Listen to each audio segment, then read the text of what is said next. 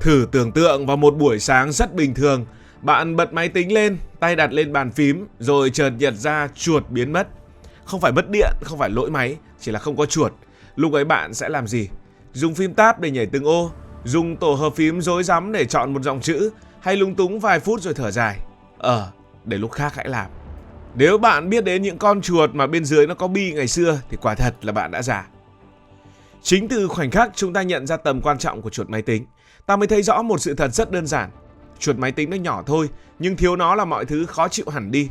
Nó giống như tay nắm cửa, bình thường chẳng ai để ý, nhưng nếu không có, bạn sẽ đứng ngoài mà không biết mở cửa kiểu gì. Chuột máy tính cũng là kiểu phát minh như vậy, nó không phô trương. Không ai khoe chuột máy tính mới như là khoe điện thoại mới, nhưng nó là thứ giúp máy tính trở nên dễ dùng hơn. Và điều đáng nói hơn là khi nó ra đời, không ai nghĩ nó sẽ quan trọng đến như vậy.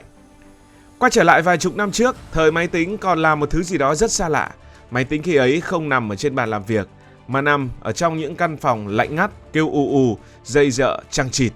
Muốn dùng máy bạn phải học như là học ngoại ngữ, gõ lệnh, nhớ cú pháp, nhớ từng dấu chấm, dấu phẩy. Nhầm một chút là máy tính không hiểu, và đã không hiểu thì máy tính sẽ không thể chạy nổi. Máy tính lúc ấy giống như một người khó tính, không đoán ý của bạn, không chiều bạn. Bạn nói sai là máy tính sẽ không hoạt động. Thế nên máy tính khi ấy không dành cho người bình thường. Nó dành cho kỹ sư, nhà khoa học, quân đội, những người sẵn sàng học cách nói chuyện theo kiểu của máy. Và rồi xuất hiện một người không chịu chấp nhận điều này. Người ấy có tên là Douglas Engelbart. Điều thú vị là ông này không mê máy móc bằng những cái gì đó điện tử. Chip mạnh bao nhiêu, máy tính cấu hình như thế nào, tính toán nhanh cỡ nào, nhiều người quan tâm. Nhưng ông lại ám ảnh bởi một điều khác. Ông ám ảnh bởi con người. Ông đặt ra một câu hỏi rất đời thường. Nếu máy tính thông minh đến thế, tại sao con người lại phải khổ sở khi mà dùng nó? Trong đầu của Engelbart, máy tính không nên là thứ bắt con người phải học lại từ đầu. Nó phải giống như một công cụ quen tay, giống bút viết, giống giấy, giống cách ta chỉ tay khi nói chuyện, tay chỉ đến đâu, mắt nhìn tới đó, não không bị ngắt mạch suy nghĩ. Từ suy nghĩ bình dị ấy, ông bắt đầu tìm cách để tay con người có thể đi dạo trên màn hình, không phải là gõ, không phải là ra lệnh mà là di chuyển, chỉ và chọn. Kết quả là năm 1964, trong phòng thí nghiệm, ông tạo ra một thứ nhìn chẳng có gì là cao siêu.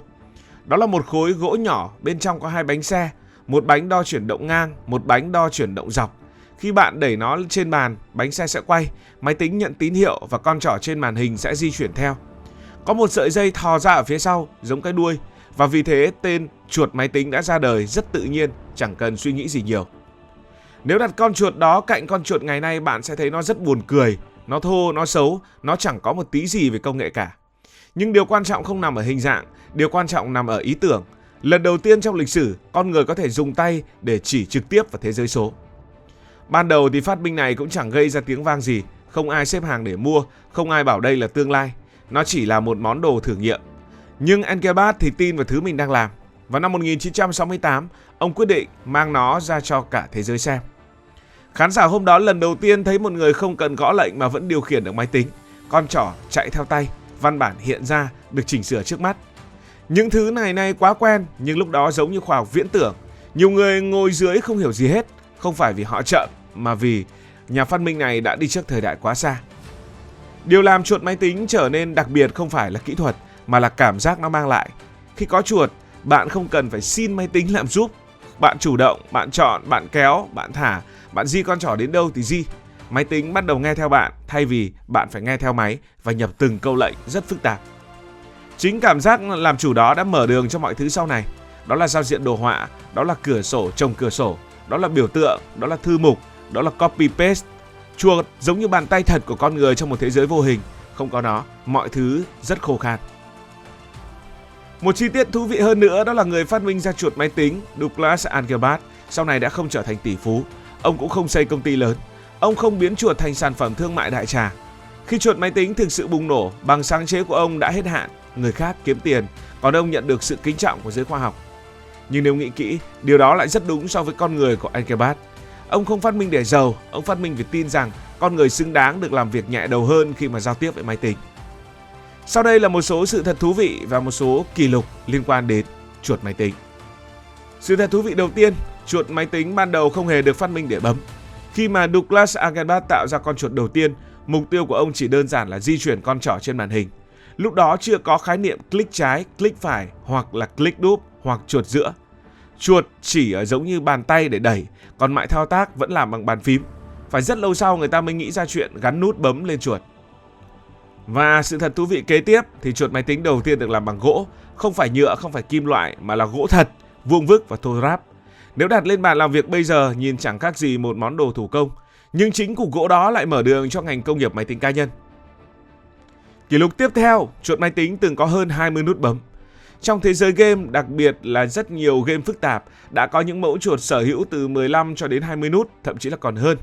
Có những con chuột mà mới nhìn người ta sẽ tự hỏi, bấm nhầm một cái thì mở ra cái gì. Nhưng với game thủ, đó là một bảng điều khiển thu nhỏ dưới lòng bàn tay. Một sự thật ít người để ý, nhất là giới trẻ bây giờ, đó là chuột máy tính từng chạy bằng viên bi. Chuột bi đã phổ biến suốt nhiều thập niên, nhưng đi kèm với một việc rất là quan trọng, đó là phải tháo bi ra, cạo bụi bẩn bám quanh trục lăn. Nếu bạn từng sống qua thời đó, chắc không lạ cảnh dùng móng tay hoặc giấy lau để vệ sinh chuột mỗi khi con trỏ chạy loạn xạ như là đang say rượu. Một kỷ lục ngầm khác, chuột máy tính là thiết bị ngoại vi sống lâu nhất mà gần như không đổi vai trò. Từ thập niên 1960 đến nay, hàng chục công nghệ đã đến rồi đi.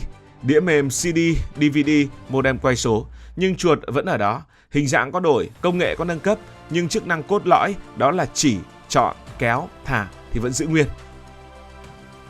Một sự thật rất con người, chuột máy tính giúp giảm mệt não nhiều hơn ta nghĩ.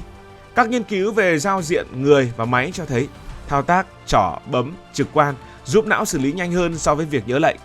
Nói nôm na, dùng chuột giống như chỉ tay khi nói chuyện, còn gõ lệnh giống như đánh vần từng chữ. Não thích cái gì tự nhiên và chuột thắng ở điểm này. Một chi tiết thú vị nữa, cái tên chuột máy tính mouse hoàn toàn là biệt danh. Không có tài liệu chính thức nào ghi việc Archenbach đặt tên khoa học cho thiết bị này. Chỉ vì nó nhỏ, có dây như đuôi nên mọi người gọi vui là chuột.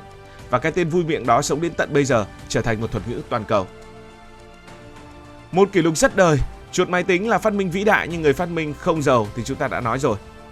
Và một sự thật nữa, chuột máy tính từng bị coi là đồ thừa. Khi mới ra đời, nhiều kỹ sư cho rằng bàn phím là đủ. Họ nghĩ chuột là thứ rườm rà và không cần thiết. Phải đến khi giao diện đồ họa xuất hiện, chuột mới thực sự có nhiều đất diễn. Một kỷ lục thầm lặng khác, chuột máy tính là thiết bị khiến người dùng quên đi công nghệ phía sau nó nhanh nhất. Bạn dùng chuột hàng giờ mỗi ngày nhưng hiếm khi nghĩ về nó. Khi một công nghệ đủ tốt để ta quên mất sự tồn tại của nó, đó thường là công nghệ đã chạm đến mức hoàn hảo cho đời sống. Và cuối cùng, một sự thật thú vị, chuột máy tính vẫn sống khỏe trong thời đại cảm ứng. Smartphone lên ngôi, tablet tràn lan, nhưng khi cần làm việc nghiêm túc, viết, thiết kế, chỉnh sửa, con người vẫn quay về với chuột vì nó chính xác, quen tay và cho cảm giác kiểm soát rất thật. Tổng kết lại, chuột máy tính không phải là phát minh khiến người ta trầm trồ mỗi ngày, nhưng nó là thứ mà nếu thiếu đi, ai cũng cảm thấy khó chịu ngay lập tức. Và có lẽ đó chính là kỷ lục lớn nhất của chuột máy tính. Từ cục gỗ ban đầu, chuột thay đổi, chuột bi, chuột quang, chuột laser, chuột không dây, chuột gaming. Nhưng dù hình dạng có thay đổi thế nào, vai trò của nó vẫn vậy, nó vẫn là cầu nối giữa ý nghĩ trong đầu và hành động trên màn hình. Ngày nay ta có cảm ứng, có touchpad, có bút điện tử, nhưng chuột vẫn chưa biến mất vì nó chính xác, vì nó quen tay và vì nó cho chúng ta cảm giác rằng mình đang điều khiển mọi thứ. Cảm ơn vì đã quan tâm theo dõi câu chuyện này. Nếu cảm thấy thú vị, bạn có thể nhấn nút đăng ký kênh, bật chuông thông báo và chia sẻ. Còn bây giờ thì xin được nói lời chào tạm biệt.